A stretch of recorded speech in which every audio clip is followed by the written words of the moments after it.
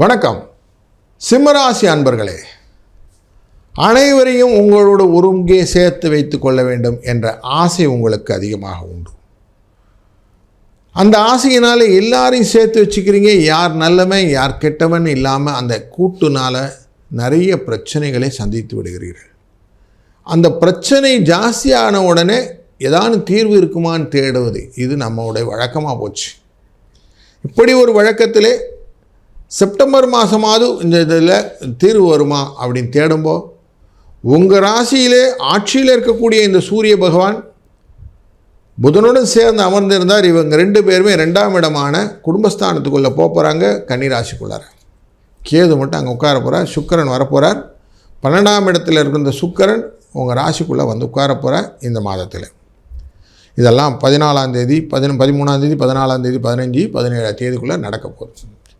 இந்த மாதம் ஆரம்பிக்கும் போதே நவமி அப்படிங்கிற திதியில் ஆரம்பிக்குது. கேட்டை நட்சத்திரத்தில் அங்கே சந்திர பகவான் வீக்காக இருக்கிறான்னு அர்த்தம். அப்படிப்பட்ட திங்கட்கிழமையில் ஆரம்பிக்கக்கூடிய இந்த மாதம் உங்களுக்கு எப்படி இருக்க போகுது அப்படின்னு பார்க்கும்போது எதையுமே போராட்டத்துக்கு அப்புறம்தான் ஜெயித்து பெற்றுக்கொள்ள முடியும் அப்படிங்கிறத கிளியராக சொல்லுது. நீங்களும் கொஞ்சம் போராட்டத்துக்கு ரெடியாக இருக்கக்கூடிய ஆசாமி தான். எதையுமே ஜெயிக்கணுன்னா முதல்ல சண்டை வேணும் சார் அப்படிங்கிறது தான் ஃபஸ்ட்டு உங்களை ப்ரையாரிட்டி. அதனால் இந்த மாதம் உங்களுக்கு உகந்த மாதம்னே சொல்லலாம். 2ஆம் இடம் குடும்பஸ்தானம், அங்கே உங்களுடைய ராசிநாதனை போய் உட்காருகிறார். அப்படிங்கிறதுனாலே குழந்தைகள் விஷயத்திலும் வீடுகள் விஷயத்திலும் நிறைய மனக்கவலைகள் வரும். எதானு சரி பண்ண முடியுமா, எப்படியான பண்ணிட முடியுமா, பணத்துக்காக எதனா யோசிக்கணுமே இப்படின்னு யோசனையும் இதுவும் குழந்து பயங்கரமாக குழப்பத்தில் நிறைய இருக்கக்கூடிய சூழ்நிலை உண்டாகும். நாங்கள் எப்படி சொல்லிட்டீங்க அப்படின்னா, இங்கே கன்னிராசிக்குள்ளே இருந்த செவ்வாய் மாதக்கோளானவர் இவர் மூவ் பண்ணி துலா ராசிக்குள்ளே போகிறார். பார்த்தீங்களா, 13ஆம் தேதி அன்றைக்கி செப்டம்பர் 13 அன்றைக்கி வந்துடுவார். அவர் வந்த உடனே இந்த மனக்கவலைகளுடைய தன்மை குறையும், பணம் வரும், குருவினால் பார்க்கப்படுவது அப்படின்னு நடக்குது. அதுவும் லாபஸ்தானமான மிதுன ராசிக்குள்ளே உட்காந்து குரு பார்க்குறார். 3-11 3-11 அப்படின்னா காமத்திரிகோணத்தில் ஒன்று. 3-7-11 மனதில் என்ன நினைத்தோமோ அது செய்தி கொடுத்து விடுவார் அப்படின்னு அர்த்தம். அப்போது நல்லதை எண்ணல் வேண்டும் அப்படின்னு எண்ண வேணும். நான் நினைக்கிறதெல்லாம் என்னெல்லாம் நினைப்பேன்னா எதெல்லாம் நடக்குமோ அதெல்லாம் நினைப்பேன் சார் அப்படின்னு சொல்லுங்கள். அதெல்லாம் உங்களுக்கு நடக்கும். மேனேஜ்மெண்ட் தியரின்னு ஒன்று உண்டு. ஸ்வாட் analysis, strength, weakness, opportunity and த்ரெட்டுன்னு சொல்லுவாங்க. உங்களுடைய எது ஸ்ட்ராங் அப்படின்னு நீங்கள் தெரிஞ்சு வச்சுக்கணும். எது உங்களுக்கு வீக்காக இருக்குதுன்னு தெரிஞ்சு வச்சுக்கணும்.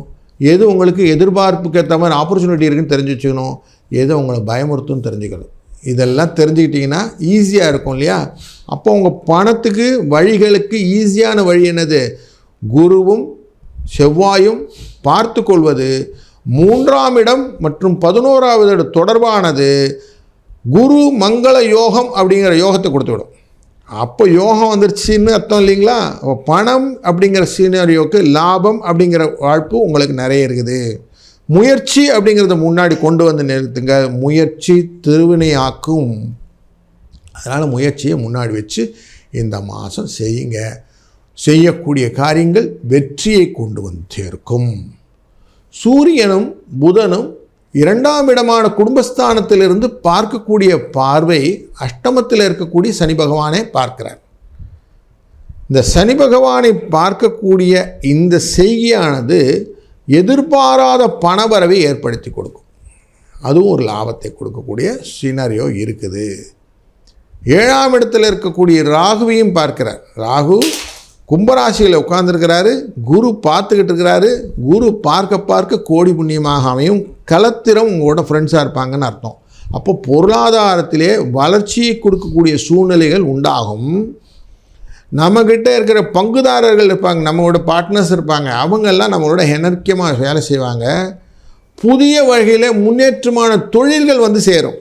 இந்த வேலை அந்த வேலை மாற்றி செய்யலாம் சார் வாங்க அப்படின்னு சொல்லி கொஞ்சம் தொழிலையும் மாற்றக்கூடிய வாய்ப்புகள், கடைகளை விரிவுபடுத்தி செய்யக்கூடிய வேலைகள்,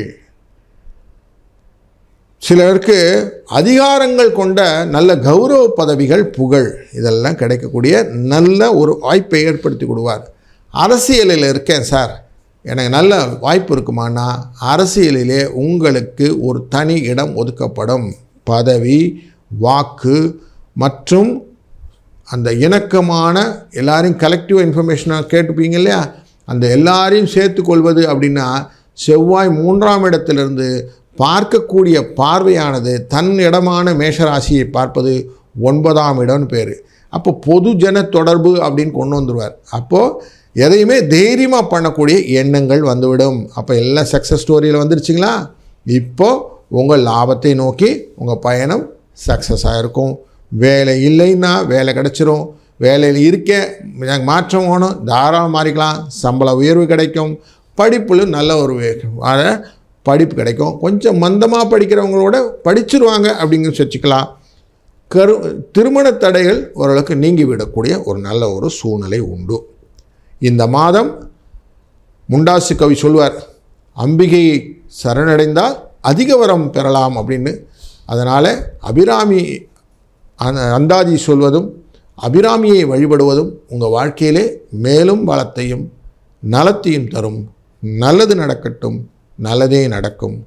வாழ்க வளத்துடன். அன்பர்களே, நாம் நார்மலாக பலன்கள் அப்படின்னு பார்க்குறது ராசி பலன், இந்த மாதிரி மாத பலன்கள் அப்படின்னா பார்ப்போம். இந்த ராசி பலன் பார்க்கும்போது மதி அப்படிங்கிற இந்த சந்திரனை வைத்து பார்ப்போம்.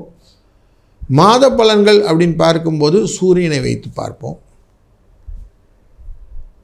இந்த விதி மதி கதி அப்படின்ற விஷயங்களில் கதியும் மதியும் நிறைய வேலை செஞ்சிடும். விதிங்கிறது ஒன்று இருக்கு இல்லைங்களா, அது என்னது? அதுதான் லக்னம் அப்படின்னு விழும். நம்ம ஜாதக கட்டத்தை லக்னம்னு போட்டிருப்பாங்க இல்லையா. சூரியன் நான் பிறக்கும்போது எந்த இடத்துல தன் கதிரை வைத்தாரோ அந்த இடம் லக்னம்.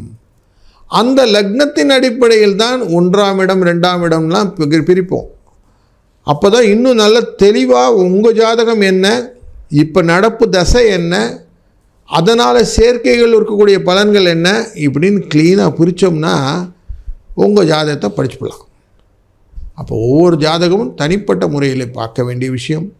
அப்படி உங்களுக்கு உங்கள் ஜாதகத்திலே தொழில் சம்பந்தப்பட்டது, நிதி சம்பந்தப்பட்டது, கடன் சம்பந்தப்பட்டது, இல்லை குடும்ப சம்பந்தப்பட்டது, இப்படி பல விதத்தில் நமக்கு தேர்வுகள் வேண்டும். திருமண தடைகள், படிப்பிலே தடைகள், குழந்தைகளினால் தடைகள், குழந்தை இல்லாமை, இப்படி நிறைய பிரச்சனைகள் இருக்குது. இது எல்லாத்துக்குமே இந்த ஜாதகத்தை பார்த்தால் தீர்வு கிடைத்துவிடும். அதனால் அப்படிப்பட்ட ஜாதகத்தை பார்க்க வேண்டும் என்றால் இது தொழில் முறையில் செய்யக்கூடிய விஷயங்களால கொஞ்சம் ஃபீஸெல்லாம் உண்டு. அதெல்லாம் பே பண்ணிவிட்டு நீங்கள் அவசியம் அதை படித்து உங்களுக்கான தீர்வை தெரிந்து கொண்டு பரிகாரங்களை செய்யும்போது அவசியம் உங்களின் கஷ்டங்கள் நிவர்த்தியாகும். அதற்கான எண்கள் இதில் தொடர்புக்கு கொடுக்கப்படுகிறது. அவசியம் பயன்படுத்தி கொள்ளுங்கள். வாழ்க வளத்துடன்.